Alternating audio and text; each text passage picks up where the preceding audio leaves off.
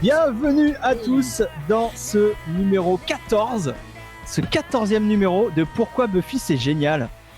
Le deuxième en live en plus. C'est le deuxième en live. On est content. C'est compliqué le live, j'ai déjà dit la dernière fois. Le live. Franchement, heureusement qu'on a dit ça la dernière fois. Mais si, il faut le faire à chaque fois parce que c'est cool, mais putain, on en chie. Ouais. Alors, tout de suite, je m'occupe de la technique en même temps, c'est très bien, c'est parfait. Donc oui, nous enregistrons donc ce 14e numéro. Je me présente, hein, présentons-nous. Je me présente. Je suis Sartman, j'ai 32 ans et c'est mon anniversaire. Ouais, bon anniversaire, Sartman. Merci. Je suis accompagné de Riley qui a 36 ans et c'est son anniversaire.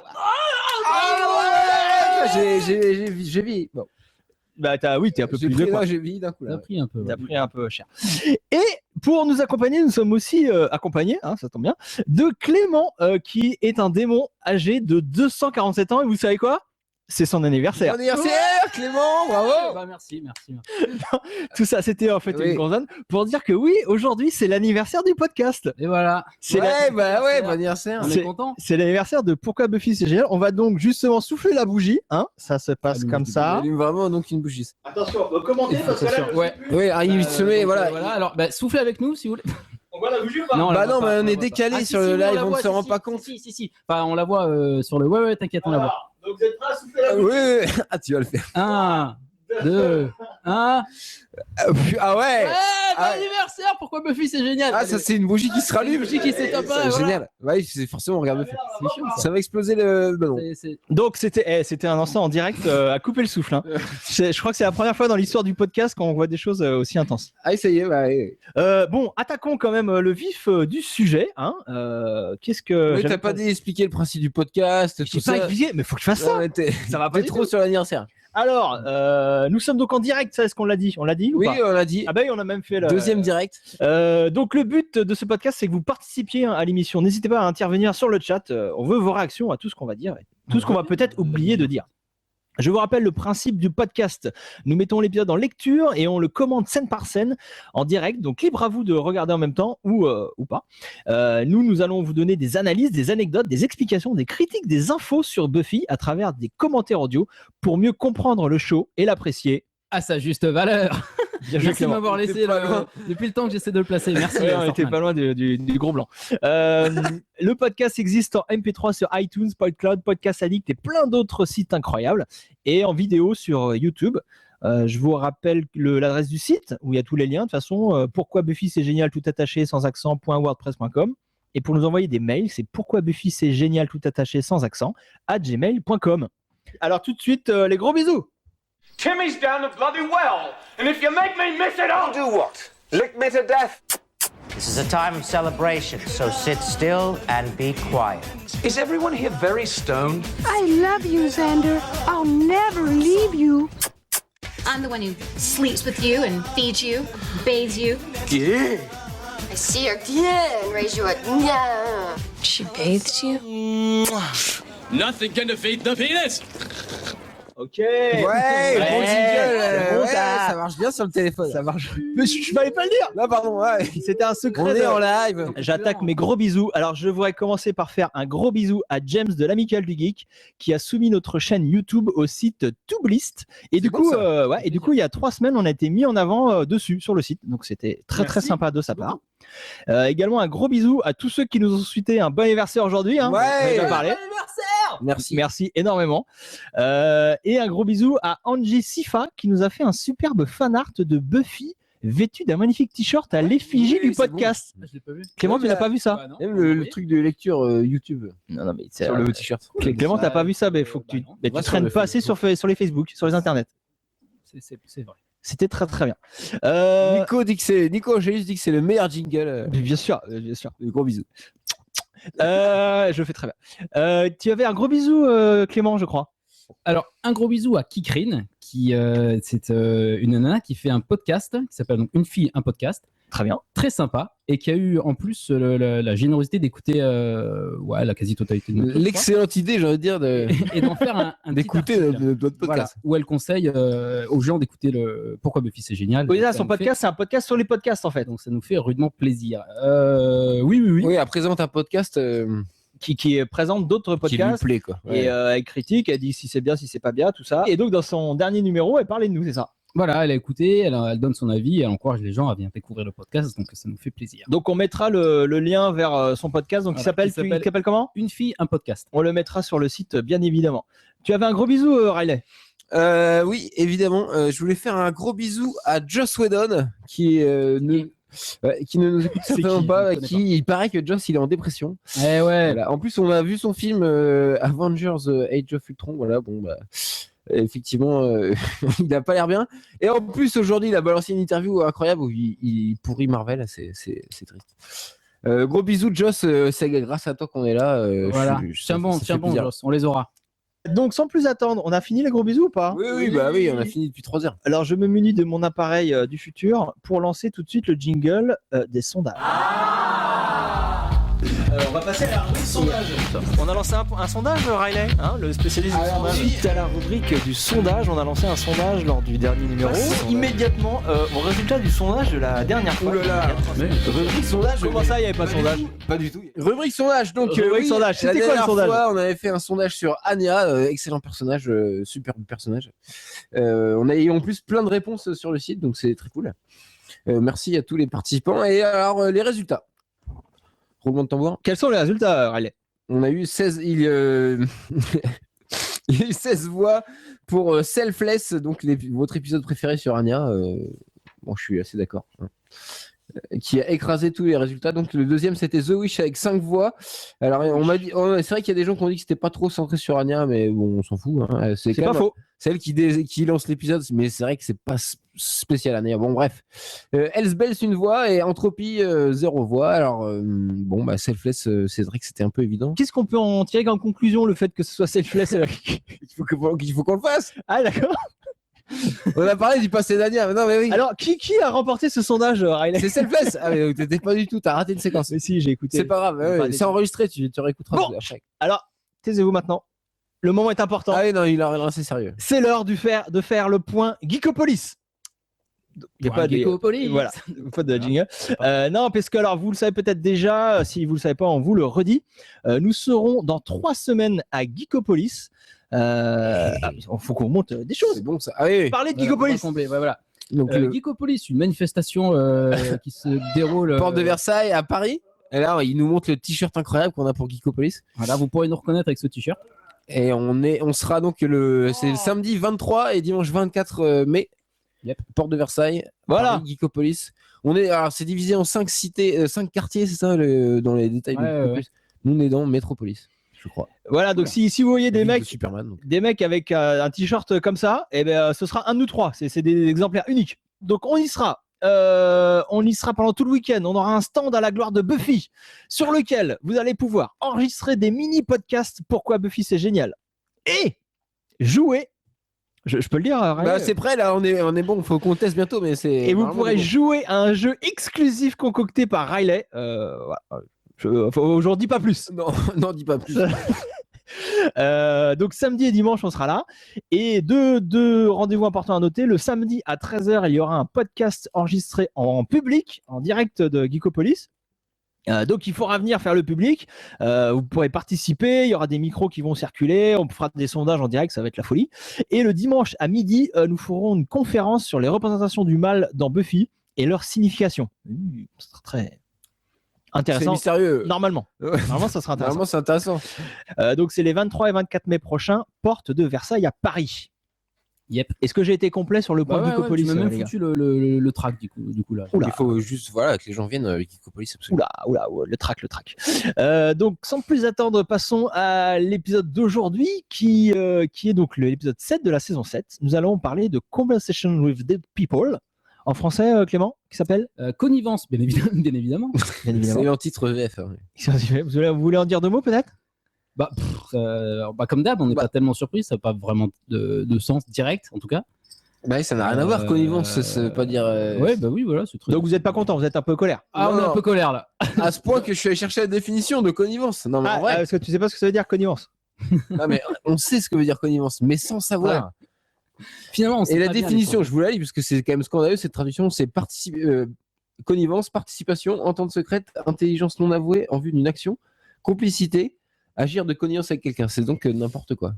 Enfin voilà, du coup, c'est Parce pas que la là, définition qui est scandaleuse, c'est le fait qu'il ait choisi comme. Bah, un pourquoi ils ont épisode pris de ce titre? Buffy. Je comprends pas. Parce qu'ils sont en connivence. Est-ce que vous allez quitter Twitter vu que vous n'êtes pas content? Ouais, bah, je suis à deux doigts de quitter Twitter. À Je cause de comprends. cette histoire. Je comprends. Donc c'est un épisode qui, de par sa structure, se démarque du reste de la série. Vous allez voir, c'est 4 histoires totalement indépendantes, mais qui se déroulent en même temps et sont racontées de manière alternée. Et pour certaines personnes, le titre est une référence au film Sixième Sens. Quand le petit il fait. Évidemment. I Enfin, moi, see pour moi, dead c'était people. évident, quoi. Et surtout, la référence peut être renforcée par le fait que Buffy, dans cet épisode, est psychanalysée par un personnage qui est mort. Un revenant. On va dire en quelque sorte un revenant. Oui, en fait, c'est il peut pour faire le lien avec. mais il est mort, il est surtout mort, et voilà. donc ça. Oui. Voilà, c'est Voilà. une petite référence au film. C'est un épisode réalisé par Nick Mark, dont on a déjà parlé dans ce podcast, dans le numéro Double Meat Palace, sur Double Meat Palace, Tout à fait. saison 6. Et c'est un épisode écrit à plusieurs. Alors, petite explication, c'est Drew Goddard et Jen Espenson qui sont crédités comme scénaristes de cet épisode. Mais c'est faux. Mais non, c'est pas totalement faux. Mais il a été écrit à 4 en fait, parce que pour des problèmes de délai, ils étaient apparemment très charrettes sur la préparation de cet épisode. Donc, ils ont chacun écrit une histoire sur les 4 histoires. Jen Espenson a écrit les scènes Dawn Joyce. Drew a fait les séquences des nerds, donc Jonathan et Andrew. Et Martin Oxon a écrit les scènes de Willow avec Cassie, et Joss, celle de Buffy Évidemment. et Holden, évidemment. La meilleure partie en plus. Voilà. Bon, on le dit pas tout de suite, c'est spoiler, mais bon. Mais bon, c'est quand Joss, c'est souvent bien. Il y a sur le chat Nico qui confirme vive les titres VF. Voilà, Bien évidemment. bien sûr. Connivence. Donc, Qu'est-ce que ça veut dire, Riley? l'épisode a été diffusé le 12 novembre 2002. Et vous allez voir, c'est une date qui apparaît au début de l'épisode. Donc, on va vous l'expliquer. C'est pour faire comme si les événements racontés dans cet épisode se déroulaient en direct et en temps réel. C'est une impression qui va être renforcée par les séquences enfin, il n'y a pas d'ellipse dans les séquences et elles ont l'air de se dérouler en temps réel. Ah. Est-ce qu'on ferait pas un petit pitch, mon petit Riley? Oui, je suis au taquet C'est sur l'heure le de pitch. Je suis là. T'écoutons. Alors, comme tu le disais, ouais, c'est un épisode quasiment en temps réel et on va suivre 4 histoires séparées en fait. Mais vraiment séparées. D'un côté, il y aura Dawn qui fait face chez elle au fantôme de sa mère. Enfin, peut-être le fantôme de sa mère. C'est ambigu tout le long de l'histoire. Willow à la bibliothèque qui reçoit la visite de Cassie, qui est censée être morte. On le voit, on le prévient aussi, mais c'est au début de la saison. Et qui a un message, cette Cassie a un message de la part de Tara. Ensuite, on aura aussi Buffy qui va faire sa psychanalyse dans un cimetière avec un étudiant psycho vampire, et Andrew et Jonathan qui reviennent à Sunnydale dans un but très précis. Et on va découvrir petit à petit que tous ou presque sont manipulés en fait. Et le sommaire maintenant. Donc, de quoi allons-nous parler dans cet épisode? On va parler de la solitude. Ah, C'est hyper important et on va le voir. C'est le dernier. Il me semble que c'est un des derniers mots de l'épisode. tout à fait. Alone. Donc on va parler de solitude, on va parler du coup par connexion du deuil aussi, en particulier pour Willow qui vit mal le fait que Tara soit morte. On va parler aussi de la psychanalyse de notre héroïne qui là c'est vraiment elle est sur le divan ou sur la pierre tombale. On est au plus profond du personnage de Buffy Ça, c'est sûr. dans cet épisode. On va aussi parler des décors parce que chaque histoire se passe dans un décor précis en fait et ça bouge pas enfin chacun a son décor et aucun va changer ni se croiser. Et aussi, on parlera un petit peu de mise en scène, voilà, comme d'habitude, Bah oui. et de production. Quelquefois, il y a des petits détails de production qui ont leur Qui importance. change un peu le truc, notamment sur Cassie Par exemple, ça tease un peu les aléas. aléas des tournages et des productions. Est-ce qu'on a des trucs à ajouter avant de commencer? Sur le chat, on me dit que les gens veulent voir Clément nu devant la caméra. C'est possible ou pas? Alors, veto, je veux pas. Non, ça serait trop sale. Ah bon non, je veux pas. C'est pas probable. Alors, je me munis de ma télécommande. Je vais vous donner Bisous. le top chrono pour lancer votre DVD. Attention, 3, 2, 1. Top, c'est parti. Top chrono. Donc là, petite animation incroyable. Le menu, la Michael du Geek disait que tout à l'heure les menus étaient un peu. Hop louches, là, pas faux, c'est hein. parti. Ah, moi j'aime bien la saison 7. Le menu du DVD, non. Previously, Riley, des trucs à dire sur le Oui, Previously bah là on nous remonte tous les personnages décédés en fait qui vont intervenir dans cet épisode. On C'est nous très gay alors. Bah c'est pas non, c'est triste mais on nous montre voilà donc Warren, Cassie là qui meurt, Tara au début qui s'est fait tirer dessus par Warren. Et on voit aussi que Spike a retrouvé son âme et bah du coup n'est plus méchant en théorie. En théorie. Premier plan Retour vers le futur direct. Bah si, il allume l'enceinte, il prend la guitare, c'est carrément Retour vers le futur. On y a pensé direct. Donc le titre est écrit, ça arrive jamais ça. Ça arrive jamais. C'est juste la deuxième fois que ça arrive dans l'histoire de la série qu'un titre d'épisode apparaît à l'image. Parce que si vous regardez en VF, vous voyez que au tout début des crédits, on voit le titre qui apparaît en bas de l'image. Mais ça, c'est que en VF. En VO, les titres n'apparaissent jamais. On connaît les titres, on le sait, mais ils sont jamais inscrits à l'écran. Donc, sauf pour là, donc ça marque. Tout de suite, ça donne un indice au spectateur qu'on va voir un épisode pas ordinaire. Donc on nous donne, comme je vous ai dit, la date et aussi l'heure. 8h, 8h du soir. Comme si l'épisode était en temps réel en fait. Voilà, c'était l'heure à laquelle était diffusé l'épisode à l'époque. Donc voilà, on est en temps direct. Alors, comme si on s'asseyait, comme si on était au théâtre, quoi, pratiquement. On va regarder un spectacle qui se déroule en direct. La chanson. Donc la jeune femme là nous chante une petite chanson qui s'appelle Blue, la chanson. Donc elle était interprétée par Angie Hart. Donc on voit ici Angie, son mari, tiens, je fais un petit point potin, son mari c'est Jesse Tobias. Jesse c'est un ancien guitariste d'Alanis Morissette et il a travaillé avec Joss sur What's More We Feeling et puis c'est aussi un ami de la femme de Joss évidemment. Donc c'est copinage et compagnie. Donc la chanson Blue a été écrite par la chanteuse Angie et aussi par Joss. Bien sûr. Et c'est une chanson spéciale pour la série. Et voilà, elle a été écrite spécialement pour l'épisode. Et à l'époque, donc Angie et Jesse composaient le groupe Splendid, donc qui était déjà apparu 2 fois dans la série. Dans I Only Have Eyes for You, épisode 219. Vous voyez celui où il y a déjà des revenants, le lycée est hanté, et avec le morceau Charge, et dans Freshman, qui est le premier épisode de la saison 4, avec le morceau You and Me. Et à chaque fois c'était c'est là. Alone. Here we go. Here we go. Bah là, Buffy confirme ton truc du théâtre, elle lance l'épisode avec son Here we go. Et en plus toute cette introduction, on voyait bien sans parole, mais tous les personnages qui vont être dans l'épisode qu'on va voir. Et puis oui, le texte de la chanson nous raconte l'histoire de quelqu'un qui alors je retrouve mes notes, qui vit un deuil et qui se demande si cette personne va pouvoir passer la nuit seule en fait. Et donc c'est tout le thème de l'épisode, la solitude, le deuil pour Buffy, Willow, Spike et comment Andrew, et même Andrew quand il a le deuil de Warren aussi. Tout à fait. Ils sont tous et là donc attends, priorité au direct. Qu'est-ce qui se passe? Le plan Buffy, le dernier où elle a les bras croisés, habillée en noir, hyper là elle passe pour une adulte qui n'a rien à voir ce plan avec tous les autres plans Buffy de générique de qui était un peu plus badass. Ouais, là elle a l'air d'être hyper sérieuse, c'est saison 7 en même temps, c'est une adulte. Oui, alors, mais habillée en noir, les bras croisés. Et surtout ce plan c'est pas Buffy les gars. C'est The First qui a pris l'apparence de Buffy.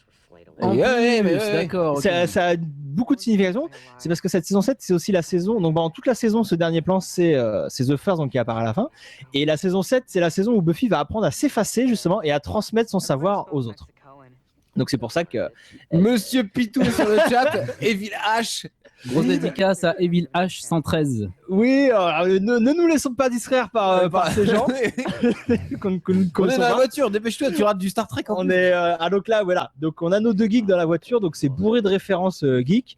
Ça parle de Star Trek. Il y a des vannes de Andrew qui dit It hits you starting with your bottom. Ça c'est très drôle. Donc ça parle de références au Klingon, tout ça. Hop, le plan panneau Sunnydale. Et il y avait aussi une petite référence, un petit retour sur la chanson. Là, dans les textes de la chanson qu'on vient d'entendre, à un moment la chanteuse disait We've gotta make it right. On va falloir qu'on fasse ça bien. Et justement, Jonathan dit la même chose. Il dit Can I make it right? Est-ce que je vais pouvoir Ah non, c'est l'inverse, pardon. La chanson dit Can I make it right? Et Jonathan dit We've gonna make it right. Voilà. Enfin bon, ça, les deux, la chanson et la réplique de Jonathan se répondent. Voilà, va falloir faire bien les choses. Et donc on aura la réponse à la fin de l'épisode, est-ce que les choses vont bien se faire ou pas. Donc on a loupé une séquence classique de baston dans le cimetière, et là on est avec Dawn qui imite Buffy en fait. Maintenant, au lieu de détester sa sœur, elle l'admire et elle fait pareil quoi. Elle joue à Buffy dans la maison avec les vraies armes de Buffy. Ce qui pourrait peut-être sous-entendre que c'est elle la prochaine tueuse. Enfin, moi, Bah je me suis dit ça à un ouais, moment, surtout, tiens, ouais. peut-être que ça Après, il y a sera- toute l'intrigue avec le potentiel et ça tout. sera- Ouais, c'est vrai. Hein. Et ça, c'est marrant qu'elle est complètement. Hop, un plan donc. j'aime beaucoup ce plan, Riley. Ouais, subjectif de l'extérieur de la maison, comme si elle était observée par quelque chose ou Quelqu'un ou Ouais, quelque chose. On dans un a film peur. d'horreur. Et Elle comme danse un peu avec une musique dans mexicaine. Scream. Ouais, on dirait Le- du scream un peu. Ça. T'as voilà, la jeune fille qui est toute seule dans la maison, évidemment, elle est en danger. Et voilà, et ce qui est intéressant, c'est que par rapport à l'épisode d'il y a 3 semaines, où Dawn ne voulait pas justement être seule dans la maison, faisait tout pour retenir les gens, là elle est contente d'être toute seule. On voit que Dawn a grandi, a évolué, le personnage Elle a passé ce cap. Et tout à fait. Donc là, Willow, on est avec Willow à la bibliothèque universitaire.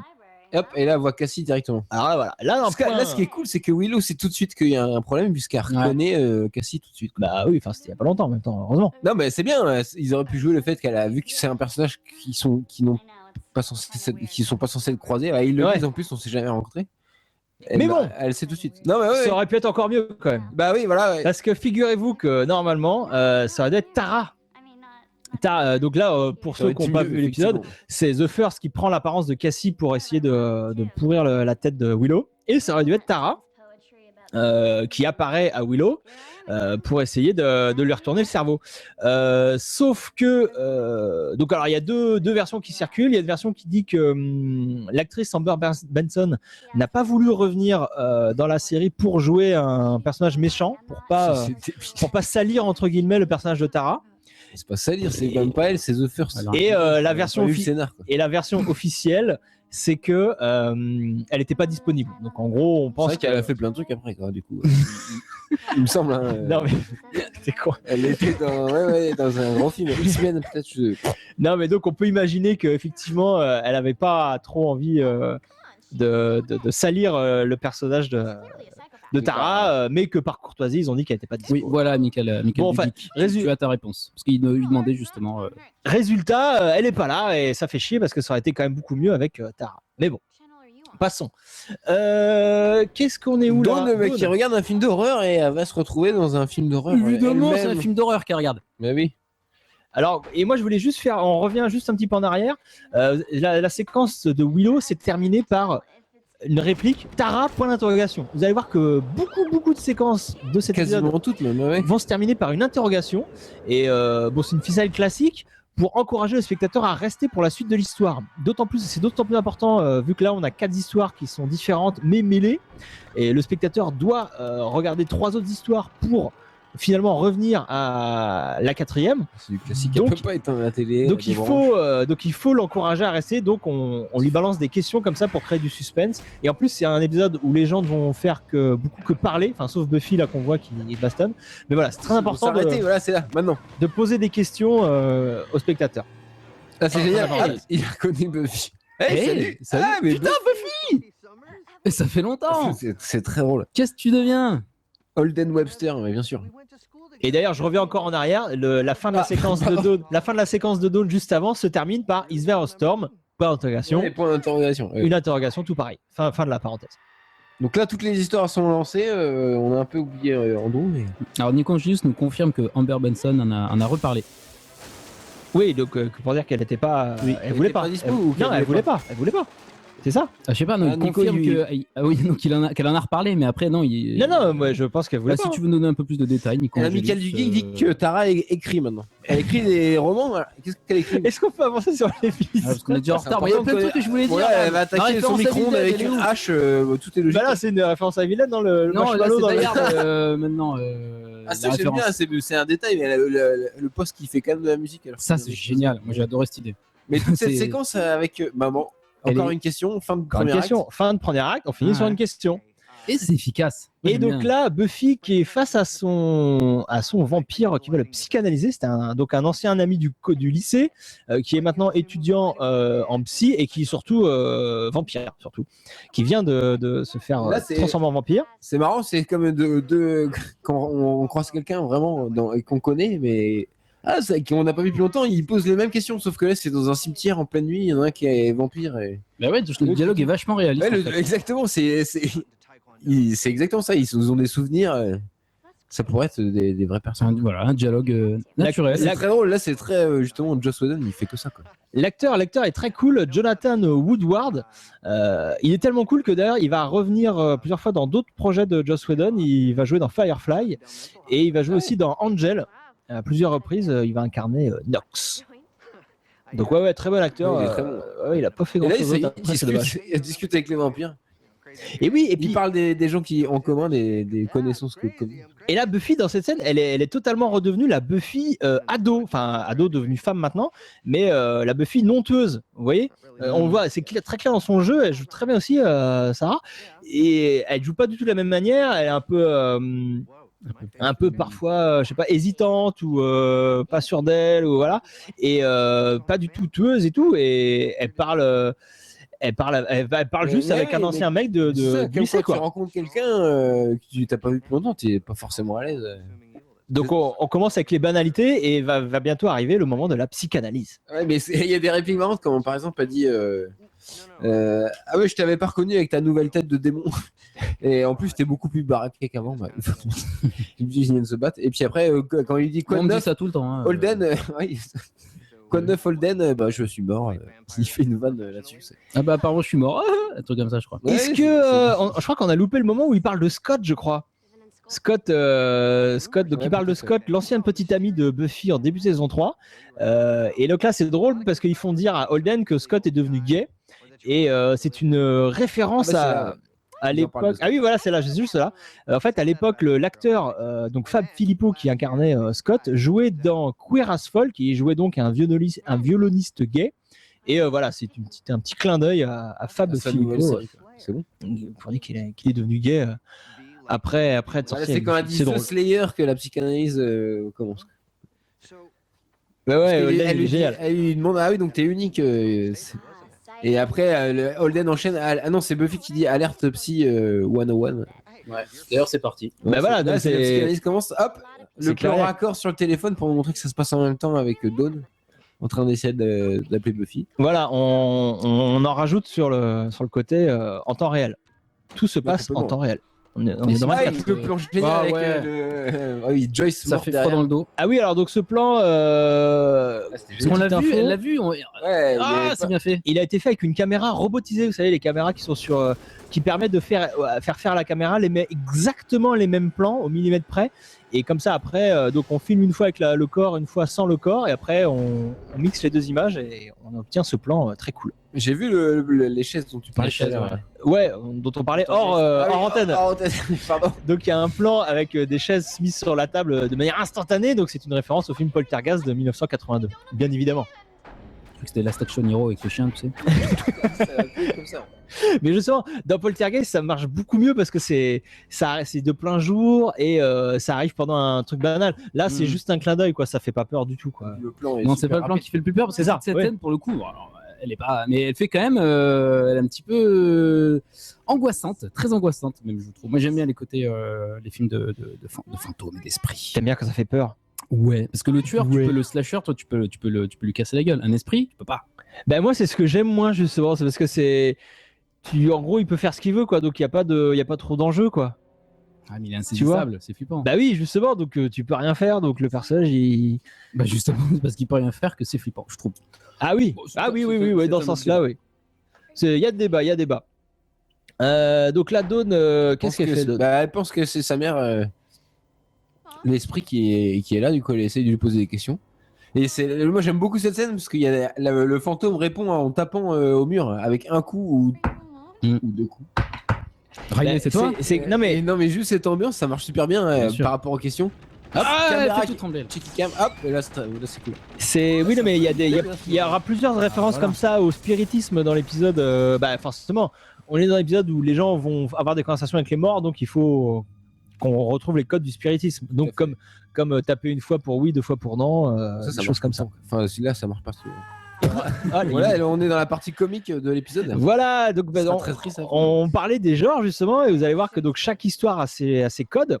Et donc dans l'histoire Jonathan Andrew, c'est essentiellement les codes de l'humour et de la comédie. Enfin, jusqu'à la toute fin en tout cas, ça sera beaucoup moins drôle à la fin. Donc de la chute, des gags, des références geeks, du comique de répétition, check, des choses comme ça. Et donc ça permet de faire redescendre la tension entre deux séquences chargées en émotions, comme par exemple les séquences de Dawn ou Willow. Et bon, pareil, c'est du classique, quoi. Quand, dans une œuvre, il faut toujours qu'il y ait un certain équilibre entre les différentes émotions, entre le grave et le moins grave. J'ai vu un poster du surfeur d'argent derrière. Pardon. Oui, Je il fallait le noter. On va parler comics tout à l'heure, je crois. Monsieur Orange, il raconte son histoire. Est-ce qu'on a précisé qu'on allait parler d'Avenger 2 tout à l'heure? Ah, on n'a pas dit. Je sais pas si on l'a dit. Je vais en parler. Mais... En tout cas, On oui. parlera d'Avengers 2. C'est là le gag de check. Check. Ils sont habillés comme dans Ghostbusters. Tu parlais de référence geek, voilà, justement, j'allais en parler. Ouais, ils ont les gros sacs, là. C'est la référence à Ghostbusters aussi, elle est visible. Surtout que là, ils vont se séparer, comme les Ghostbusters dans l'hôtel. Check.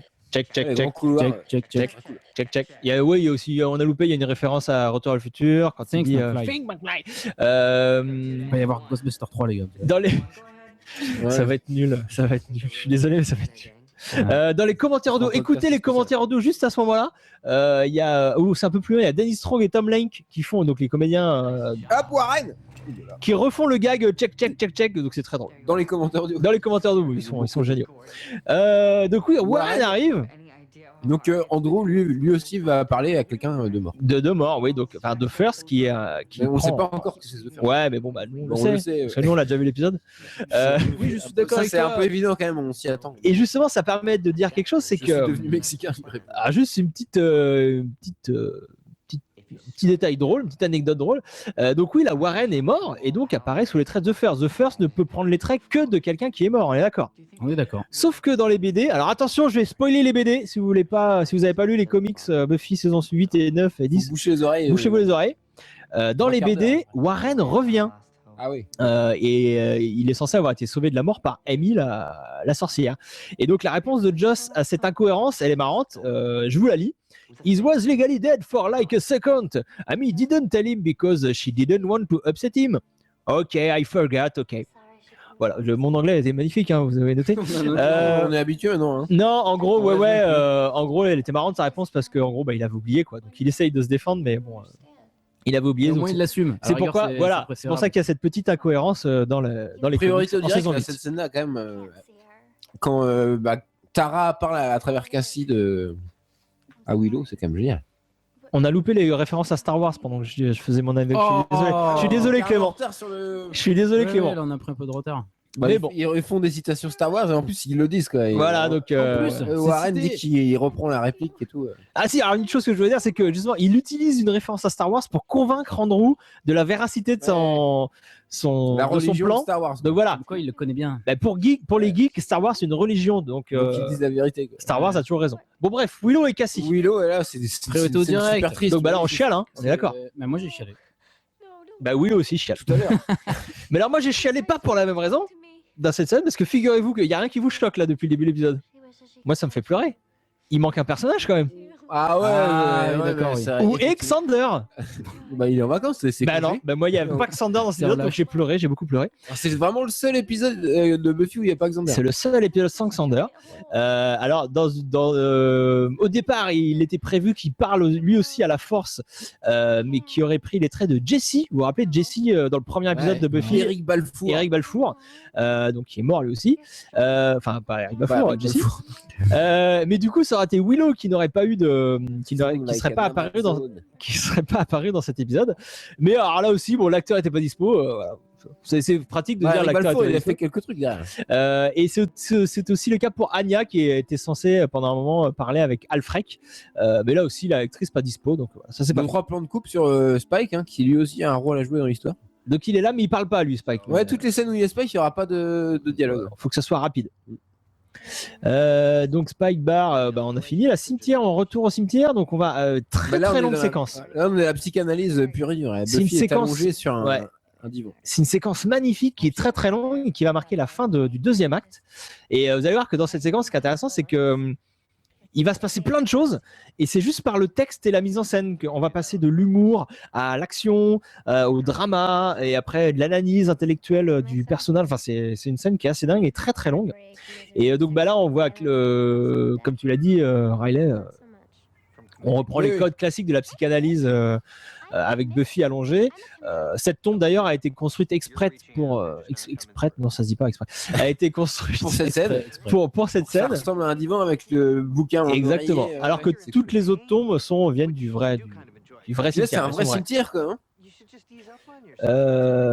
Qu'est-ce qui se passe? Oui, non, parlez. Il y a quand même un décalage avec le chat. Alors du coup, parce que ça réagit, mais on voit nous après coup, forcément, vu qu'il y a un petit décalage. Donc là, le Michael du Geek nous précise que ça aurait pas apporté grand-chose de revoir Jesse. Ah ouais, bah, c'est vrai qu'on l'a un peu oublié, ton point de peut-être. Ça fait comme 7 saisons qu'on l'a pas vu. C'est vrai. Ça n'aurait pas été fort utile. Donc voilà, donc pardonnez-nous pour ce petit décalage avec. Là, c'est marrant, il y a avec le Holden. chat. Ah oui, il cite un moment, c'était au début de la scène, il dit ça fait presque 30 minutes qu'on parle et. Et faut qu'on se casse la gueule, dis donc. Non, mais voilà, c'est comme si vraiment l'épisode était en temps réel, que ça fait déjà 30 minutes avec les pubs, quoi, qui parlent vraiment. Et encore un indice que tout se passe en direct. Quoi, Que c'est en live. Eux aussi sont en live. Peut-être qu'eux aussi sont en live. Et c'est aussi dans cette scène, il y a une de mes répliques préférées quand Holden il va s'asseoir et il dit Buffy. C'est pas drôle. C'est absolument pas Il m'a drôle. volé ma vanne. Putain, vous l'avez fait tout à l'heure. Ah oui, d'accord, j'avais pas compris. La réplique On l'a fait hors antenne. Ah la vache.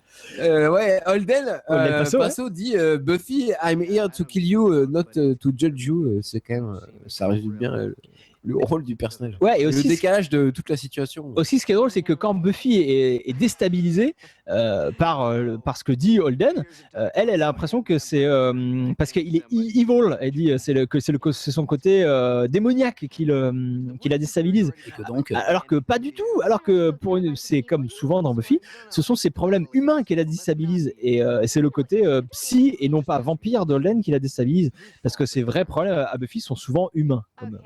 Donc là, on va en parler. Son comment ça s'appelle? Il s'assoit, ça y est, il rediscute. Oui, Là, il y avait une bonne. son complexe de supériorité, Buffy, etc. lui dit au moment Because I'm gonna win, ça c'est cool aussi. Elle sait déjà d'avance que elle va gagner, qu'elle va devoir tuer le vampire à la fin et on connaît déjà l'issue. C'est bien écrit. Hein. Bah, c'est là, brillant. c'est Joss cette partie. Hein, Bah, carrément. On l'a pas dit. On va leur dire. Là, il était à fond. Hein, je pense qu'il aimait bien ces personnages. Quoi. Vraiment, Mais on est complètement au cœur de l'analyse du personnage de Buffy. On est voilà, est-ce qu'elle est un super héros, donc par définition elle est plus forte et meilleure que tout le monde, mais en même temps elle a fini par en prendre conscience, donc elle doit surtout faire en fonction de ça et sinon c'est pas bien parce que si comment dire, elle fait comme si elle était supérieure aux autres, elle agirait pas bien comme dans When She Was Bad par exemple, le premier épisode de la saison 2. Ou tout ce qu'elle a fait dans sa relation avec Spike. Donc il faut qu'elle soit consciente de sa supériorité aux autres, mais sans en abuser. C'est tout son problème à ce moment-là, et c'est tout son problème tout court, tout le temps, tout à fait. il y avait une analyse, c'est douloureux. C'est vrai qu'elle est longue cette scène. Mais elle est longue et ça fait que parler, mais c'est cool quand même. Tant c'est on dit se dans le laisse, titre de l'épisode. Conversation. Connivence. Oui. Oui. Connivence, C'est quoi, Clément, ouais ça veut dire quoi connivence déjà? Alors connivence, je vais regarder sur le dictionnaire parce que je sais pas ce que Ouais, c'est. parce qu'on sait pas. Hein. C'est un peu compliqué comme mot. Non, mais pour le coup, pour rebondir sur ce que tu disais, c'est vrai que cette scène c'est vachement long et tout, mais t'es dedans. C'est passionnant ce qu'il dit. Super, ouais. Puis ça continue parce qu'après ils vont reprendre la basson. Oui, Myline. Attends, Myline. Comment c'est Myline 0901 qui dit qu'il aurait pu avoir le tandem Rupert Giles Jenny Calendar. Mais oui. Et c'est tout à fait vrai. Ouais, Jenny et Jace. Ouais, c'est vrai. Là aussi, ça aurait fait chialer du coup. Mais c'est parce que Jace est plus là en saison 7, c'est pour ça que. Ça a un peu déjà été fait dans Becoming. Ah ouais. Quand Drusilla fait apparaître Jenny. Mais bon, Ouais, oui, c'est ça aurait vrai, été très cool. Oui, ça aurait pas été. Jace d'ailleurs, c'est pas normal qu'il soit pas en saison 7. Bah ouais, ça, Ça cache un peu. Attends, mais il n'y a pas une histoire comme quoi l'actrice qui joue Jenny, elle est Elle voulait pas. Non, mais attends, je crois que justement. Elle est fâchée aussi. Et non, mais je crois qu'elle est super religieuse et. Ah oui, tu m'as dit ça, ouais. Il y a une histoire comme ça, ça se Ça l'avait un peu embêté. Le combat reprend. T'as dit que la baston elle aura reprend. peut-être pas accepté. Voilà, et voilà, on arrive en fin d'acte 2, donc forcément, il faut qu'il y ait un petit cliff. Voilà, Buffy va se faire mordre. Oh non, elle s'est vais mordre. Oh, putain, vite, la pub. On a trop peur. On a Personne trop n'y trop croit. peur. Et voilà, et en fait, Bah, non. si. Moi, j'ai eu peur qu'elle se fasse manger. Oh, on y a tous. La pierre tombale en polystyrène. Ah oui, je croyais qu'ils allaient la péter. Et non, parce que Par justement. contre, ils vont péter la verrière. Hein, ça, Voilà, parce que vous allez voir qu'à la fin de la scène, ils vont finir par rentrer dans une crypte. Et ça, c'est un détail de production. C'est parce que pour pas devoir tourner trop longtemps en extérieur, parce que là, vous avez vu qu'on était dans un vrai cimetière, donc tourner en extérieur de nuit, ça coûte beaucoup d'argent de faire des scènes en extérieur la nuit. Et donc, il fallait que le reste de la conversation se passe à l'intérieur, donc en studio. Et ils y vont. parce qu'ils ont eu qu'une seule nuit pour tourner ces scènes de cimetière, donc ils pouvaient pas faire toute la conversation dans le cimetière. C'est pour ça qu'ils vont dans cette crypte après. Donc la maison de Dawn, Dawn qui est toujours en galère avec ses histoires d'apparition, par sa mère ou un monstre, on sait pas. Mais pour super de flash là sur Joyce en moitié cadavre. Ouais, c'est Tu as peur, Clément? Avec les yeux blancs là, oui. Attends, normal. Dawn, elle est forte dans toute cette histoire chaude quand même. Un autre, regardez, Sur elle, un autre détail de production. J'ai peur maintenant. Ouais. Un autre détail de Tu production. veux me faire un câlin, Riley? Le monstre qui attaque Joyce, c'est le costume du Nyarl. Vous vous rappelez du Nyarl? Non. C'est le démon. Il a un nom sympa. C'est le démon dans l'épisode 703, Same Time, Same Place. Vous savez, le démon qui embête Willow, là, qui lui mange chapeau, tout ça. Donc le costume a été repeint en noir et c'est Jen Spenson qui l'a proposé pour pas que ça coûte trop cher et pour que son idée de monstre qu'elle avait écrit dans le scénario donc reste. It's my mother, I stay. Elle était très bien sûr, Dawn. Elle est très contente d'avoir eu cette idée de production parce que c'est pas souvent qu'elle a des idées de production. Elle le dit. Du coup, est-ce que ça serait une image de la force, ce démon? Enfin, c'est une des multiples facettes, parce qu'on n'a pas de. C'est pas dit clairement, c'est ça qui est bien. Oui, voilà, on sait pas concrètement à quoi elle ressemble, mais si ça se trouve, si c'était ça. Ça ressemble à rien du tout. Et oui, mais si c'était ça, à quoi elle ressemble en vrai. Enfin, on en parle après. Parce que là, Warren, pareil, lui aussi, c'est. Warren, il a une pose de fantôme. Regarde bien. On a dans l'épisode, le premier épisode où on voit la force. J'ai un trou, le titre m'échappe. Saison 3, ouais. Putain, je sais plus. Mais on le voit, on a le titre. On a une apparition de Amands. L'épisode donc saison 3. On a une apparition de la force, une espèce de gros chauve-souris là géante. Ah, mais elle est multi. Voilà, elle est multi-polyforme. Donc, comment ça? C'est pour ça que nous nous éloignons, priorité au direct, j'ai envie de dire. Non, surtout, non. Holden Paso, qui ressemble à James McAvoy un peu, je trouve, non? James McAvoy, un petit peu, ouais. Non, professeur Xavier. je veux juste dire un truc que j'ai oublié de dire dans la séquence de Dawn. À un moment donné, donc, il y a 12 séquences, quoi. L'espèce d'apparition lui dit Get Out. Ça, c'est une référence au film Amityville. Donc une maison hantée, pareil. Oui. Sauf que dans Amityville, c'est un curé à qui on dit Get out. Le curé se casse. Sauf que là, Dawn reste. Dawn reste. Voilà. Dawn n'est pas curé. Donc c'est respect quand même. Elle a pas peur. Elle a pas peur. Elle lui montre. Donc là, Holden et Buffy qui parlent. On discute, c'est reparti. C'est reparti pour un petit coup de psychanalyse. Ça fait longtemps. Non, mais c'est bien parce que ça joue sur la durée et à chaque fois Buffy se livre de plus en plus finalement. Parlez-moi de votre père. Mais ouais, non, mais à chaque fois elle en dit un peu plus et jusqu'à la dernière scène de confession qui est la meilleure en plus. Voilà, il se met à l'aise, Holden, il enlève carrément sa veste. Il s'attend à un combat aussi de folie. Je le trouve très cool, moi, cet acteur. Ouais, il est vraiment génial. Tout à l'heure, mais en plus, il fait du kung-fu. Il fait du kung-fu. Il est cool. Aime bien. Une autre chose que j'ai pas eu le temps de dire tout à l'heure, quand il y a une apparition de Warren qui fait très très peur dans les couloirs du lycée. Je sais pas si vous avez vu. Oui, mais enfin, il fait très peur. Mais il fait encore plus peur aujourd'hui. Je sais pas si vous avez vu une photo oui, d'accord, qui a traîné il y a 2-3 jours là sur les internets, sur Slayer Revival d'ailleurs, entre parenthèses, où il est tout barbu là, tout avec des grosses lunettes, il fait une tête trop bizarre. Je l'avais pas reconnu. Il fait très très peur. Encore une question pour la transition. Ton ex était un vampire et là on voit Spike. Et voilà, des questions à chaque fois. Pas la peine. ABU, rapidement, je voulais lancer un petit sondage. Juste nous dit que Dawn est badass dans cet épisode. Oui, ça fait plaisir. On adore Dawn. Petit sondage vite fait. Alors cette fois, là, c'est important les décors dans cet épisode. Je sais pas si vous avez fait gaffe quand même. Pas du tout. Et on se posait la question en plus il y a pas si longtemps que ça dans une soirée obscure où on était tous trois. On s'était demandé quel était le décor le plus emblématique dans Buffy. À votre avis, qu'est-ce qui représente le plus Buffy comme décor? Est-ce que c'est la bibliothèque, le cimetière, le bronze, la maison de Buffy ou la Magic Box? À votre avis, qu'est-ce qui est plus représentatif de la série? Moi je sais. Mais bon. Donc sondage, répondez, article sur le site, tout ça, répondez sur le live immédiatement. D'ailleurs, bibliothèque, cimetière, bronze, maison de Buffy ou Magic Box. Donc c'est quoi la question exactement? C'est quel est le décor qui est le Qu'est-ce que plus ça veut dire connivence? quel est le décor le plus emblématique de la série à votre avis? Pour moi, c'est quand même la bibliothèque, je pense. La première bibliothèque. Bah oui, la bibliothèque, mais après, elle a ce problème, la bibliothèque, qu'on la voit que pendant 3 saisons. Mais Là, ils ont fait une sorte de remake de la bibliothèque là, dans cette scène, justement, mais les étagères sont toutes en longueur. ouais, mais bon, il n'y a pas de Jace, il n'y a pas la cage. Il n'y a pas la On a raté toute la scène sur Cassie qui essaye de convaincre Willow de ne plus utiliser la magie. Ouais, parce que la magie, Sur le c'est chat, on mal. dit la bibliothèque, le cimetière, bref, tout le monde n'est pas d'accord. Donc Allez-y, début de dites-nous ce que vous en l'acte pensez. 4, donc Jonathan et Andrew. C'est marrant ce personnage de Jonathan qui explique qu'il a fait son deuil du lycée, parce que donc on vous a dit c'est un épisode sur le deuil, et là lui c'est surtout il a un problème avec son adolescence. Jonathan, on le connaît depuis la saison 2, un personnage qui est mal dans sa peau, qui sait pas où aller, il va faire des expériences. Il va flirter un peu avec la magie, il va faire ce pacte avec les deux autres pour essayer de conquérir Sunnydale. Ça va mal se passer, il va fuir comme s'il faisait un espèce de voyage initiatique au Mexique, dont là il en revient. Et on a un Jonathan assagi, mûr, Ce qui est génial, c'est que sûr de lui. tous ses regrets du lycée. Il avait enfin. Et justement, il parle qu'il n'a plus de regrets. Voilà. Du lycée, il se souvient de ses amis, de ses ennemis, ça lui manque. Et en face de lui, Super on voit nostalgique, ouais. Andrew qui lui n'a pas du tout fui son deuil, qui au lieu de regarder Jonathan ne voit que les apparitions de la force au travers de Warren. Andrew, lui, il est complètement dans le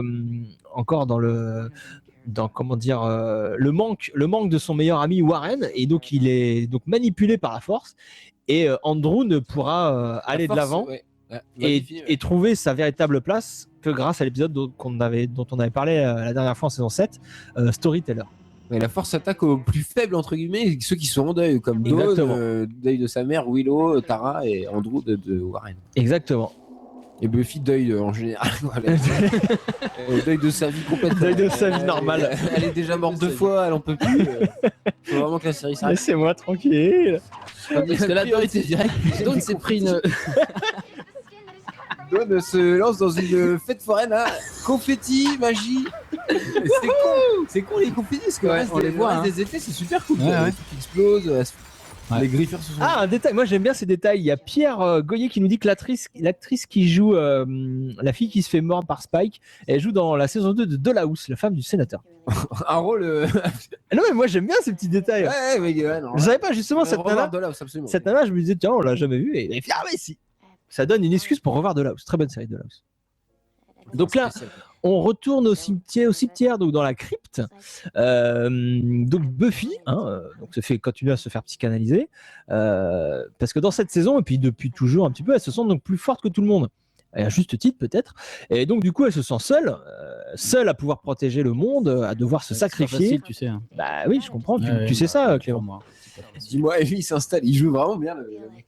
Et donc C'est cool, hein. Ils sont pas tous comme ça. cette introspection trouvera son final, sa solution dans le final de la série. Je vous rappelle qu'elle finira par partager son savoir, partager sa force, et elle ne sera plus seule. Et c'est pour ça qu'elle se sauvera en même temps qu'elle sauve Sunnydale. Ce plan génial, là, quand Buffy se confie, ça avance tout doucement vers elle. Hein. Ah, c'est ça que tu disais, le Je sais travelling. pas si c'est un travelling ou un zoom où la caméra s'approche d'elle tout doucement pendant qu'elle se confie sur son vrai rôle. Si, c'est un travelling en fait. Pour moi, c'est un travelling, C'est un ouais, travelling. tout léger, vraiment petit à petit. Quoi. Et pour venir sur le psy, mais j'aime bien parce qu'il alterne il est bienveillant et l'agressivité quand il est en vampire. C'est sympa ce petit cocktail. Petit cocktail. Et là, vous allez voir que bim, la conclusion va venir du vampire, une conclusion bien déprimante, parce qu'il va finir par nous dire, que en gros tout le monde se sent seul, Voilà. Bon, que- derrière, c'est dit. Hein. tout le monde dans la vie se cherche une excuse pour être seul, donc que ça soit que quelqu'un est mort ou machin de ça, et qu'on finira par trouver, par ne plus être seul seulement que quand on va mourir. Donc youpi, on est content. On le sait déjà, mais bon. Ça nous redit une nouvelle fois que Buffy n'est pas une série optimiste, c'est une série qui dit les choses. Et Holden, Holden, il dit les choses aussi. La saison 7, c'est quand même assez déprimant, non? C'est adulte. Ouais, on en c'est parlera en adulte. conclusion, mais là, c'est quand même. C'est adulte. On dit la vérité. c'est dur.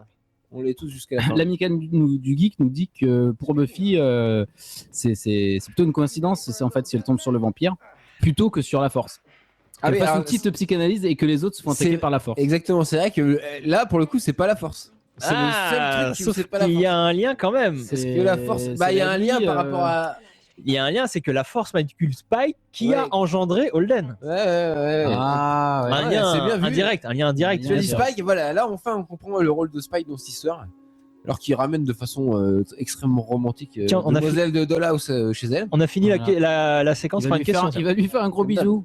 Il va lui faire un gros Ça marche bisou. bien, ce rythme Et, de non, questions. et ce plan, il est très court, mais vous avez vu, Dévasté. rien que dans la mise en scène, ce plan, il nous montrait plein de choses. Il nous montrait la nana qui propose à Spike de monter, Spike qui refuse et la nana qui redescend et tout. Enfin, voilà. Là, j'ai trouvé très intéressant parce que c'était un plan de couple, mais qui ouais. nous montrait quand même des choses. Ouais, parce que là, on est en plein exorcisme. Bah ouais, ça chie. Même les confettis. chansons de Dawn, là, c'est génial. Les confettis, ça suffit plus quoi. Ah, elle est badass. Ouais, c'est Nico Angelus qui disait ça sur le chat tout à l'heure. Elle est vraiment badass Dawn dans cette saison. Hein, bah, Dans cet épisode encore plus. Elle en chie. Hop, le son Ah, disparaît. ça y est. Ah, Retour à la normale. peut-être c'est bien. Un travelling sur un slide. Mais oui, c'était Guillaume. toutes ces séquences. Toutes ces Merci pour cette Invité indication. du dernier podcast, un réalisateur nous dit que. Que c'est un travelling sur un slide. toutes ces séquences donc dans la maison. non. Angélique. Mais je peux en placer une ou pas? C'est Je suis priorité sûr. direct, il y a Joyce. Toutes ces séquences dans la maison de Buffy et Dawn, c'était elles étaient bourrées de références aux grands films de maison hantée qu'on connaît tous, Amityville, Poltergeist, L'Exorciste, etc. C'est tout ce que je voulais dire. Non, mais oui, c'est vrai. Vous avez quelque chose à dire sur l'apparition de la maison Oui, moi j'ai un de truc à Joyce dire. en blanc? Non. Voilà. À la Tout rigueur, insurge. Gandalf peut intervenir de cette façon, mais pas Joyce. Non, Je sérieux, reviens Tu vers trouves vous, que en c'est ce trop, moment Clément? décisif. Non, ça te fait sortir du truc si tu veux. Tu trouves que c'est trop L'apparition immaculée. Non, elle ne me sied guère. D'accord. Non, j'ai pas aimé du tout. En même temps, c'est pour jouer que la force se fait passer pour le C'est- bien. voilà. Elle exagère. Comme là, elle exagère parce qu'elle va pousser Willow en lui disant faut que tu te suicides et tout. Elle en fait trop. La force, c'est peut-être pas habituée à. Ah ben, même à si des c'est gens. un trick. La de part de force ne fait je pas trouve dans la que c'est- subtilité. Je Ouais, trouve c'est que ça, c'est et- trop. Voilà. C'est pas Voilà, assez et subtil. Cassie. Enfin là, c'est là qu'elle se trompe clairement et qu'elle se révèle en fait. Elle va essayer de faire croire à Willow que Tara veut que Willow se suicide, ce qui n'est pas du tout probable. Monumentale erreur. Elle va réagir tout de suite. Willow, c'est bien. Elle est pas dupe dans cet épisode. Ah ben, Willow, elle est forte comme une Amazone, s'il te plaît. Arrête. Il y a encore une dernière réplique qui va être Who are you C'est là, voilà. C'est tout de suite là. Bah ouais. Non, mais oui, j'ai dit bien évidemment. Willow se lève, Who are you ouais, et ça lance. Là, ça change tout. Là, elle sent qu'il y a un truc qui se passe. Et c'est à nous, spectateurs, de lier tout ça à la force. Hein, parce que c'est pas évident pour. Ben en fait, ouais, même pas. Enfin, ça serait même parce que même à la fin, c'est pas très clair. En fait, on le sait au fur et à mesure des épisodes. Parce que c'est seulement la deuxième fois de la saison que la force apparaît en fait. Elle est apparue dans le premier épisode.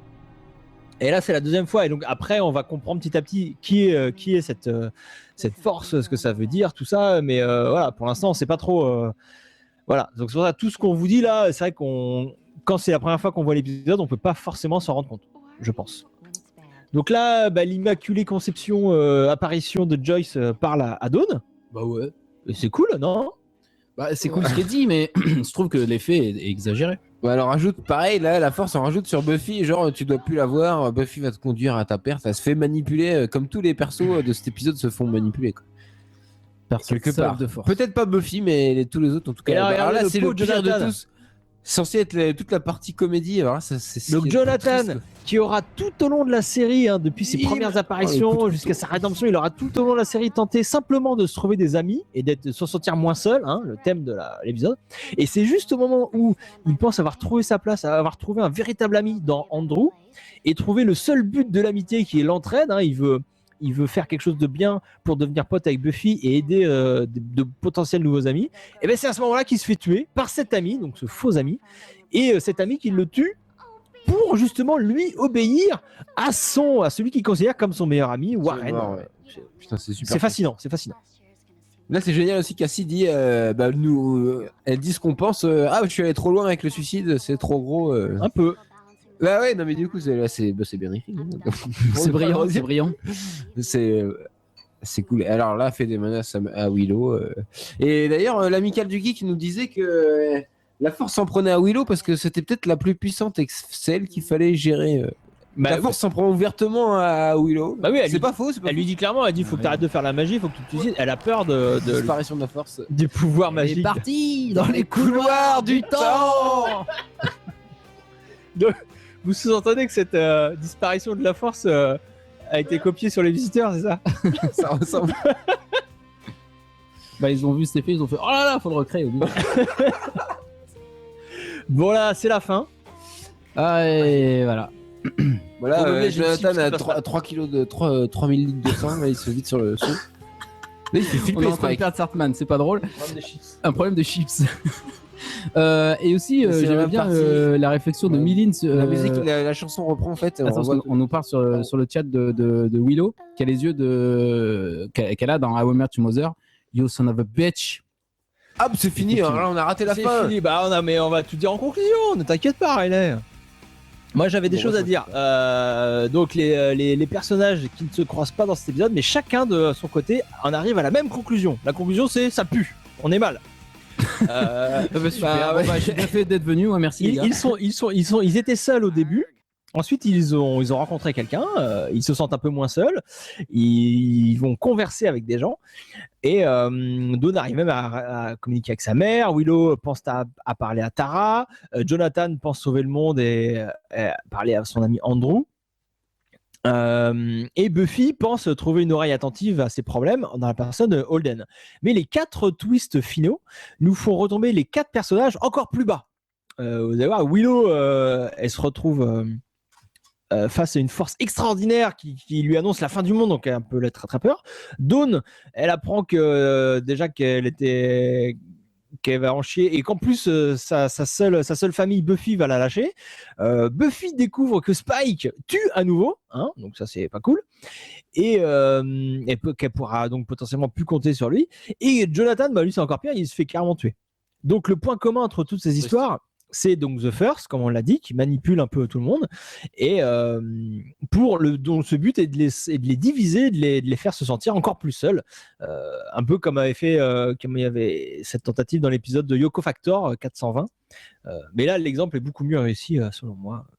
Bah, carrément, oui. Ouais, ça marche bien. Ouais, là, ça finit vraiment mal pour une fois. Enfin, pour une fois. Cet épisode finit vraiment mal quand même.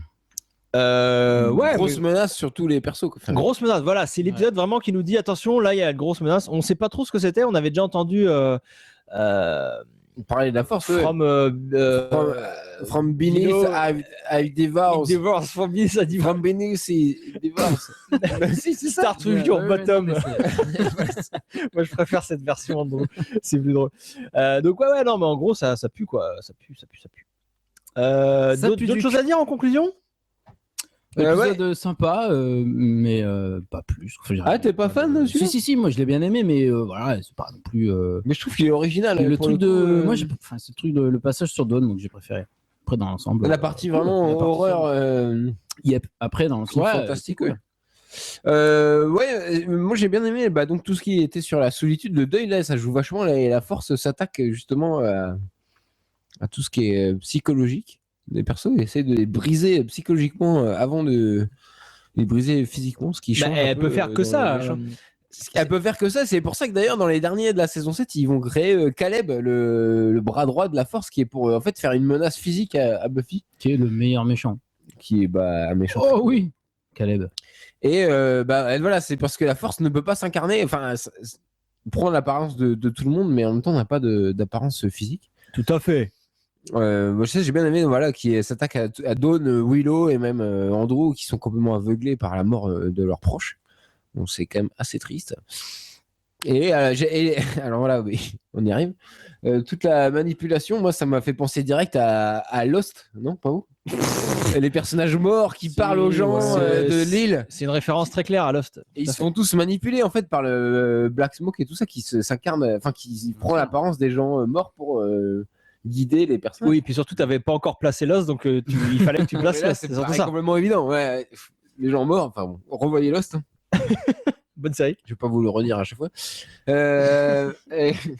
Voilà, ouais, non, et puis alors voilà, on peut finir juste par la meilleure partie, quand même la psychanalyse de Buffy pure et dure. C'est un vrai épisode de psy. On se reverrait dans la série In Treatment, là, où c'est la psy. Ils sont assis sur des. Enfin là, c'est un cimetière, le décor est cool, mais et il y a des bastons pour. Voilà, il y a des bastons la conversation parce qu'on est c'est dans Buffy. Mais là, c'est de la vraie psychanalyse. Le gars pousse loin Buffy et Buffy nous dit clairement à nous spectateurs son état d'esprit pour la fin de la série. Quoi. C'est chaud. Donc C'est bon chaud. épisode. Moi, mais je trouve celui-là c'est génial. Quand même. Si on passait, la rubrique si t'aimes Buffy, tu vas aimer ça. Ah, Ça vous dit ou pas? ah, vas-y. On fait ça? Allez, c'est parti. You're English, right? Yeah. I've seen every episode of Doctor Who. For God's sakes, Andrew, you've been in here for 30 minutes. What are you doing? Entertaining and educating. Well, why can't you just masturbate like the rest of us? Ok. Parlons de Star Wars. Ah non. Parlons. On va parler que d'une seule chose dans le système Buffy. Tu as aimé ça aujourd'hui. On va parler d'un petit film qui est sorti il y a quoi? Il y a 2 semaines?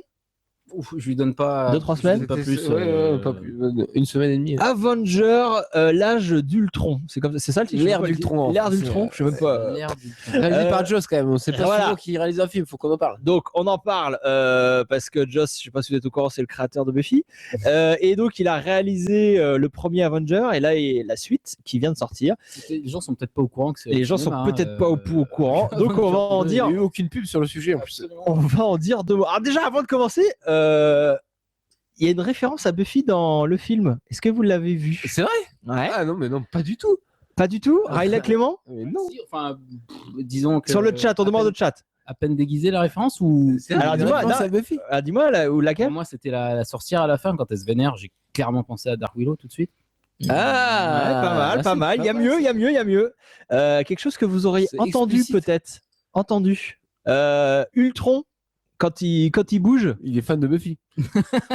Il me semble que Ultron est fan de Buffy. il fait des sons un peu étranges, non? Vous avez pas trouvé qu'il faisait des sons? Oui, Ouais, il fait des sons, ouais. Des trucs électroniques. Et les sons électroniques vous ont rien rappelé? Si tu nous sors que c'est Moloch ou je sais Eh ben ouais, c'était les mêmes sons que Moloch, les gars. Les mêmes. Et là, avec Joss, il a un dossier, une base de données de sons. Exactement les mêmes. Après, attends, c'est pas impossible. C'est pas impossible. C'est pas impossible. Quand C'est- Joss c'est fait des pas que- robots, c'est des sons là. Quoi. Non, mais C'est même- pas que c'est impossible, c'est que c'est la vérité, les gars. Voilà, mais que. C'est les mêmes sons. Alors pas Voilà. tous. Ok, c'était mixé bien évidemment avec d'autres sons parce que Voilà. Moloch et Ultron ont pas la même dégaine, on est d'accord. Ah oui, effectivement. Mais Ils ont Ultron, des petites cornes. Ultron quand il tournait la tête et tout, il faisait parfois le même son exactement que Moloch. La C'est vérité. pas un saut de True story. robot lambda.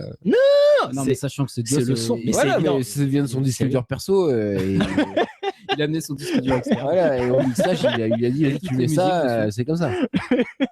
Donc on a fait cette petite Donc, référence, cette petite parenthèse Petit sur la américain. référence. On a beaucoup de choses à dire sur Avenger. On va essayer de chapitrer. Déjà, je voudrais un avis général. Je vais commencer par donner le mien parce que je suis chef. Je suis Voilà. Captain America. Alors moi, j'ai trouvé ça bien, mais pas ouf. Bah ouais. Mais en même temps, tu me laisses Commencez donner pas, mon- les gars. J'ai On rien s'écoute, dit, on a dit, on mais en s'est- même on temps, s'écoute je pas. tiens à dire que moi, je suis pas du tout fan de ce genre de film. Moi, tout c'est Marvel et compagnie, les super-héros, les X-Men et toutes ces saloperies. J'aime pas du tout, en fait, je vous le dis clairement. Et rien que le fait que je m'endorme pas devant un film de super-héros, donc c'est déjà beaucoup. Mais enfin, ce qui est surtout bien, c'est que j'ai passé un très bon moment. J'ai kiffé. J'ai pas vu le temps passer. J'ai trouvé ça très cool. Donc voilà, pour moi, qui ne suis pas du tout la cible de ce genre de film, je trouve que c'est déjà beaucoup, mais pas ouf parce que par rapport au premier, voilà, pour finir, je parle du premier. J'ai trouvé ça presque pareil que le premier en fait. Bah, c'est pareil. Peut-être c'est ça le problème. Et c'est peut-être ce qui m'a déçu, c'est que j'ai pas trouvé ça plus ouf que le premier. Moi, je rebondis là-dessus, en fait, même si, contrairement à toi, moi, j'aime bien les films de super-héros. Mais là, vu que j'avais pas d'attente particulière, si tu veux, pareil, j'ai pas été forcément très déçu, vu que c'est un peu ce à quoi je m'attendais. Donc, voilà, je suis pas tombé de ma chaise en criant en la trahison, quoi. C'est ce que je veux dire? Ouais, bah, ça aurait dû être mieux que le premier. Bah oui, idéalement, oui. Voilà, bah, sauf que c'est pas du tout mieux que le premier. Voilà, pareil, moi, je suis plutôt client de ce genre de film, et des BD en plus. Et Voilà, j'ai c'est peut-être pas- aussi ça la différence. Mais non, Toi, non. t'es un fan de comics à la base. Mais c'est Attention. pas une question là en tant que Si, film quand en même. soi. Là, justement, les critiques que j'ai, c'est pas sur les les combats à la façon comics ou les trucs incroyables façon comics, épiques et tout. Ça marche, mais c'est en tant que film, c'est nul quoi. Surtout la fin, mais c'est atroce. On a dit qu'on n'allait pas faire de spoiler. Hein, on va pas préciser, mais bon, on va pas faire spoiler. On va pas spoiler. Dommage parce que la fin c'est n'importe quoi. Mais ça suffit. On peut parler de la fin. J'ai pas fini mon avis général. On peut parler de la fin sans moi, spoiler. J'ai pas fini, moi. On va pas spoiler ce film qui vient de sortir. On va essayer de le critiquer, mais sans spoiler. D'accord. Voilà. Bah, vas-y, finis, Riley. Non, bah voilà, j'ai fini. Voilà. Donc, les couilles. Alors, c'est du grand divertissement, c'est cool, mais. T'es déçu, on te sent déçu. C'est comme une tarte aux pommes, mais sans goût, quoi. du pain perdu, pas sucré, quoi. Des crêpes pas bretonnes, mais ça a l'air bien et tout, mais des galettes ça sans n'a pas fromage, de goût, finalement. des galettes sans saucisses. Des galettes sans saucisses, quoi. Est-ce qu'on peut aller un peu dans les détails parce que là, vas-y, alors voilà, c'est c'est chapitré carrément. J'aime pas ça, on va pas aller bien loin. On a mis un chapitre, la touche Whedon. Moi j'ai trouvé que dans les points positifs du film on trouve quand même la marque de Whedon déjà rien que par rapport aux répliques. Rappelez-vous cette réplique ouais, c'est du Whedon en petite forme. Ils se reproduisent plus vite que des lapins catholiques. C'est pas une réplique culte ça c'est absolument génial. C'est absolument génial. Et ben dans ce film il y a des répliques comme ça, on est d'accord. Ouais, mais il y a des répliques aussi, genre il a brûlé la pelouse, faut qu'il arrête de brûler la pelouse, des trucs comme ça. Non mais c'est marrant ça. Mais c'est pas marrant. Enfin, c'est marrant, c'est amusant si tu veux, voilà. Bon, est-ce que tu as des choses à dire sur la touche Whedon, Clément? Oui, il y avait toujours l'humain était quand même toujours là dans les films de Whedon pour dire c'est pas qu'un blockbuster. J'ai vraiment le sentiment de pas avoir été pris pour un con. Comme j'ai pu l'être en regardant bon rien à voir mais Wolverine First Class. Bon. Wolverine First Class, mais ça n'existe même pas. Non, pardon, je comprends que oui, X-Men, ça va, il y en a tellement. Il y a X-Men First Class, pardon, et Wolverine First Story. Non, mais même dans les autres Marvel, bon, voilà. Dans le Captain America le 2 là, c'est bidon, voilà, et c'est quand même mieux que ce genre de choses. Thor, le Thor 2 aussi, c'est quand même mieux que Thor 2. Je suis d'accord. Non, mais c'est mieux que Thor 2. Bah, c'est mieux que Thor en général. Tout est mieux que Thor 2. Il est en roue libre complet, l'acteur. Il fait n'importe quoi. Ouais, il rigole pendant que Tony Stark lui dit des trucs. Enfin, bref, des trucs très sérieux. Peux-tu nous parler un peu de la fin, sans spoiler, bien sûr, de dire ce qui t'a pas plu dans la fin? Et ben, à la fin, il n'y a plus aucun découpage ni montage. Les personnages, ils se téléportent à droite, à gauche, dans l'église, dans les rues, dans les sous-sols. Dans la forêt enneigée, on sait plus pourquoi, il y a plus aucun plan. Oui, il y a des gros problèmes de cohérence par rapport aux actions mais carrément, les personnages disent on s'en va, ils reviennent, on sait pas pourquoi, ça n'a plus aucun sens. Alors il paraît qu'il s'est fait charcuter au montage le film. Et que ça sent un peu à un moment. Bah ouais, mais il y a des trucs, c'est incroyable. Même Thor dans la caverne, on comprend pas. Ça, en fait. Non mais comment on peut pas spoiler? Comme on doit pas spoiler, c'est pour ça que je dis ça sent un moment, mais je voulais pas parler d'un moment précis. Voilà. J'ai rien dit, Thor est dans une caverne, voilà. Ça peut arriver à tout le monde. Et puis, alors, un des trucs qui m'a choqué, c'est qu'il se téléporte n'importe où, sauf qu'à la fin, un moment. Non, mais ils se téléportent entre guillemets, parce que c'est même pas leur pouvoir. Et à un moment, Black Widow et Hawkeye, ils prennent une Audi décapotable avec la grosse marque. Mais ça c'est rien, mais on s'en fout. Non, mais on trouve qu'on s'en fout. C'est du placement produit, d'accord, mais c'est pas du tout subtil. Mais c'est pas fin, c'est pas fin. On a vu que c'est des super-héros, ils peuvent voler, les gars, ils peuvent sauter. Mais même si eux, là, non, mais pas eux. Mais alors du coup, ils prennent une Audi décapotable avec la marque. C'est du foutage de gueule. Il y a quand même des. Ils l'ont pas coupé au montage. Il y a quand même des plans assez fous à la fin. Il y a des moments. Il y a des plans fous. Tu croirais dans Dragon Ball, on est d'accord. Il y a des bastons incroyables. Le triple Kamehameha. C'est magique. C'est magique. Ça c'est cool. Faut voilà, il y a des quand même des très bonnes choses. Mais dans l'ensemble, c'est 200. Il y a quand même des très bonnes choses. Pierre Goyer nous dit que le montage faisait 3h30 au début. Voilà, il aurait dû faire 3h30 le film, c'est clair. Bah, ça, on sait pas. De toute façon, on serait fait chier pendant 1 heure. Bah, peut-être, mais au moins, on n'aurait pas eu un montage incohérent. Parlons de la musique. Alors moi j'étais ultra enthousiaste sur la musique du premier, signé Alan Silvestri, qu'on vénère tous, compositeur de génie, notamment de la trilogie Retour à le futur. Et là, ils ont pris un Pékin là, on sait pas d'où il sort, truc Tyler là, je sais plus comment il s'appelle. Brian Tyler. Pékin, il fait plein de BO. Et c'est dégueulasse sa BO.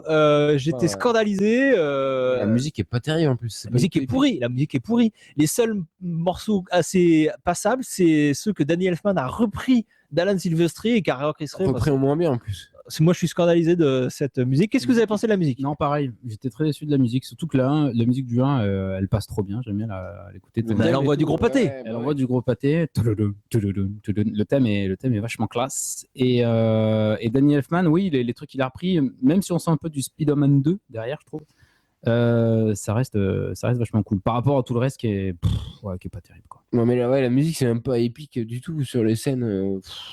On l'oublie quand on n'y pense même pas. Elle est pas tellement présente, ouais. Ok, donc on est tous les trois d'accord, la musique a été à chier. Le jeu des comédiens, vous avez des trucs à dire sur le jeu? Bah, j'étais très déçu de la nonchalance. J'ai l'impression qu'ils sont en roue libre, ils s'en foutent, les mecs. C'est bien dommage, je trouve, parce que à la rigueur, si Scarlett Johansson à un moment nous offre une petite scène, je vais pas spoiler, t'inquiète, rassure-toi, voilà, mais tout l'ensemble, ils sont là. Bon, bah, on fait Avenger. On en a rien à Les gars foutre. jouent pas, quoi. Même Tony Stark, que j'avais trouvé vachement impliqué, Robert Downey Jr., je l'avais vachement impliqué dans le 1. Peut-être après, il en a ras le cul de. Il est en d'Iron Man. automatique. Là, il est en automatique. C'est assez. Ça fait combien de films où il incarne Iron Man quand même? Ça fait le 5e quand même. Hein. Ouais, mais là, il est en automatique complet. Surtout si on parlait de l'interview de Joss qui est sortie hier ou avant-hier là. Oui, parce on peut en parler exactement. Joss nous donne des explications. Il s'est un petit peu désolidarisé de son film. Hein. On peut en parler ou pas? En des termes pas très. Alors là, il a mis une interview aujourd'hui incroyable de Joss, quand même. Alors déjà, il se fait bâcher sur les internets et du coup il quitte Twitter. Il a rien à foutre. Donc c'est que ça. Et il balance des dossiers sur le film. Ouais. Donc pour ceux qui n'auraient pas suivi l'histoire, il dit 2-3 bricoles comme au magazine Empire. Voilà. Hier ou aujourd'hui. Comme par exemple, qu'est-ce qui s'est passé? Non, c'est bon. Il explique en gros que lui, il avait proposé que 2 personnages arrivent à la fin du film qui sont Captain Marvel et Spider-Man. Spider-Man, j'ai dit quoi? Spider-Man. Spider-Man au lieu de Spider-Man. Pardon, excusez-moi, ça va. Toi, t'es balèze en anglais. Bon, on arrête le podcast. C'est la prononciation de Sartre. Donc, il avait proposé que ces 2 personnages arrivent en fin de film et on lui avait dit non, on n'a pas les droits, le fais pas de ça. Et une fois que son film a été terminé, on lui a dit si, t'aurais pu le faire, on a les droits maintenant et tout ça. Donc, déjà, il avait les boules. Il leur a dit fuckers. Et il y a aussi une séquence qu'il aimait pas trop, il leur a bien giclé. Et on lui a dit tu vois tes 2 séquences préférées là, si tu enlèves la séquence que nous on aime, nous on te fait dégager. Il faut dire lesquelles séquences. Non, on a dit qu'on spoilait pas. C'est pas spoiler si tu dis la ferme et la grotte. La ferme. Tu me casses les couilles. Bref, on lui a fait du chantage. On lui a fait du chantage pour garder. Il y a plein de choses comme ça. En gros, la production s'est pas très bien passée. Il a pu faire exactement ce qu'il voulait. Et donc il nous donne des pistes de réflexion pour effectivement, si on n'a pas trouvé que ce film était au niveau de ce qu'il nous a donné d'habitude, on a peut-être des réflexions ici. Quand tu es aux commandes d'une grosse machine comme Avenger 2, tu peux pas faire tout ce que tu veux. Il s'en était très bien sorti sur le premier. Là, ça a été un peu plus compliqué. C'est peut-être une explication oui, il s'est peut-être moins impliqué sur le film, il a pas fait les choix qu'il voulait, il a peut-être lâché plus prise que sur d'autres films. Mais vivement que Joss fasse autre chose, quoi. Voilà, mais là il se barre, hein, c'est bon. Moi je suis presque content. Moi je suis fan de ce mec, de tout ce qu'il fait, et je suis super content qu'il se barre de Marvel, de tous ces trucs-là, de ces films totalement formatés. C'est toujours pareil, sur la même chose. Là, non, lui il a porté un truc dans ses films formatés. Oui, mais c'était quand même des films formatés. Il avait une très belle phrase pour le dire. Les gens me payent pour raconter mes histoires. Enfin, je sais plus comment il disait ça, mais en gros, c'est tout le problème d'être réalisateur de studio, quoi. T'as plein de gens autour de toi qui t'imposent des choses, mais toi, au milieu de ça, tu dois trouver des ficelles, des combines pour réussir à faire ton propre cinoche. Mais voilà, là, il a montré qu'il savait gérer des gros budgets, qu'on pouvait lui donner un casting chaud et un budget chaud et qu'il pouvait faire des trucs cool. Donc voilà, maintenant qu'on lui donne pareil, mais pour faire ses propres histoires. Moi j'attends que ça sera génial et j'ai vivement qu'il fasse ça. Edgar Wright et Joss Whedon finissent par se barrer, c'est quand même un problème. Justement, qu'ils fassent leur film. Edgar Wright, il a pas attendu Marvel pour faire des purs films. Hein. Non, mais bien sûr, mais quelque part, s'il y avait un truc qu'on l'attendait, c'est dans un film de super-héros, où je l'aurais vu avec plaisir. Mais c'est un projet lancé par lui au départ, Ant-Man pour Edgar Wright. En tout cas. Mais bien sûr, mais si les studios n'ont pas compris qu'il fallait donner carte blanche à ces mecs-là, tant pis pour eux. Sinon, allez voir Sean le Mouton si vous n'êtes pas content. Voilà. C'est marrant. Si, c'est très marrant. Bon, c'est on a très dit marrant. plein de choses sur Avengers. Je sais pas si on a dit plein de choses intéressantes, mais en tout cas, on a dit plein de choses. On passe tout de suite. Donc, il n'y a pas d'autres systèmes Buffy. Tu vas aimer ça, On a fait un exceptionnellement. spécial Avenger. On faisait un spécial Joss, Avenger 2. Quand il fait un film, on fait un spécial. Comme il fait un film, on fait un Il faut spécial. marquer le coup, hein. Quand Et le prochain par contre- spécial Shakespeare. Par contre, on a un système Buffy. C'est pas sûr que tu as aimé ça parce qu'il n'y a pas trop de rapport, mais on t'en parle quand même parce que c'est très cool. Hey, Scotty, you find anything? Scotty! Scotty! Scott! Scotty! You bastards! Why are you torturing me like this? That is the stupidest thing I ever heard of. Alors voilà, si t'aimes Buffy, c'est pas sûr que tu vas aimer ça parce qu'il n'y a pas trop de rapport, mais on t'en parle quand même parce que c'est très cool. Moi, je voulais vous parler d'un film qui s'appelle As Above So Below, titre VF Catacombe. Vous avez peut-être vu quand c'est sorti ces affiches où on voyait la tour Eiffel comment dire Démolie, inversée. Non, elle était inversée. Oui, je oui, sais avec pas les comment on dit. crânes inversés. De tête bêche, c'est ça que ça se dit, non? Je sais pas. Ça marche. Hein. Avec des crânes et tout. Bon, Catacombe en VF. Donc c'est un film de John Eric Doodle. J'ai peut-être mal écrit parce qu'il est bizarre. son nom. Non mais Doodle. Bah, je sais pas, ça se trouve j'ai mal écrit. Bah, Doodle. Doodle. Un film de 2014. Donc c'est des jeunes qui vont dans les catacombes et ça fout les chocottes, Clément. Ouais. Mais par un truc de malade. Donc là, tu es en train de me dire qu'il y a enfin un film qui te fout les boules. Ça fait une Qui te éternité. fait peur. Ça fait une éternité que j'avais pas eu peur devant ma télé. Et moi donc. Et c'est arrivé. J'y croyais plus. Hein, c'est arrivé. Donc alors je vous explique, c'est en mode fan footage. Donc ça saoule un peu parce que bon, il y a une mode fan connaît, footage et tout. ouais. Un peu, on s'en connaît. Mais bon, parfois ça marche. Il y a des trucs très très cool grâce au fan footage. Et bon, je pense que ça aide un peu à faire peur. Ça aide un peu. Et donc c'est très cool. Et moi, ce qui m'énerve. C'est mon coup de gueule. Non, je trouve ça malheureux qu'il faille attendre des étrangers parce que c'est Mais ouais, putain. un réal américain pour avoir un vrai bon film d'épouvante qui se passe à Paris, À Paris, bordel. qui utilise l'ambiance gothique mystique Exactement. de Paris. Il y avait le loup-garou de Paris avec Thierry Lhermitte. Allez, ferme ta gueule, ferme ta gueule. Retourne pisser. Non, j'espère qu'un Le jour petit Mallory. on aura des Français pour nous faire des films ou des séries qui foutent les jetons à Paris parce que il y a un potentiel dans cette ville, voilà, pour éviter. Les vampires à Paris. Il y a un bordel. potentiel fou dans cette ville qui fout les jetons. Et voilà, et ce film le fait super bien. Voilà, je vous encourage donc à regarder ce film, à éteindre les lumières. Vous vous mettez dans votre salon, là, vous éteignez toutes les lumières et vous matez ça et vous allez sursauter. C'est incroyable. Très bon film. Alors David sur le chat nous conseille d'aller au manoir de Paris pour avoir peur des sensations fortes à Paris. Effectivement, on m'en parle énormément de cet endroit et il faut qu'on y aille un de ces Il quatre. faut qu'on se fasse Mais Paris, ouais. bon, ça serait bien un film aussi quand même, hein. On est d'accord. Bah ouais. Bah, en attendant, on va aller au manoir de Paris. Tant pis, hein, y a pas le choix. Ouais, on va le faire. D'autres systèmes Buffy, c'est pas sûr que tu as aimé ça parce que c'est pas un rapport avec Buffy, mais c'est très cool de qu'on t'en parle quand même. Alors, ma rubrique va parler d'un comics sur Star Wars. Ah, Incroyable. on parle pas assez de Star Wars. Voilà, donc. Il y a une actu Star Wars en ce moment, qu'est-ce qui se passe? Il y a une actu.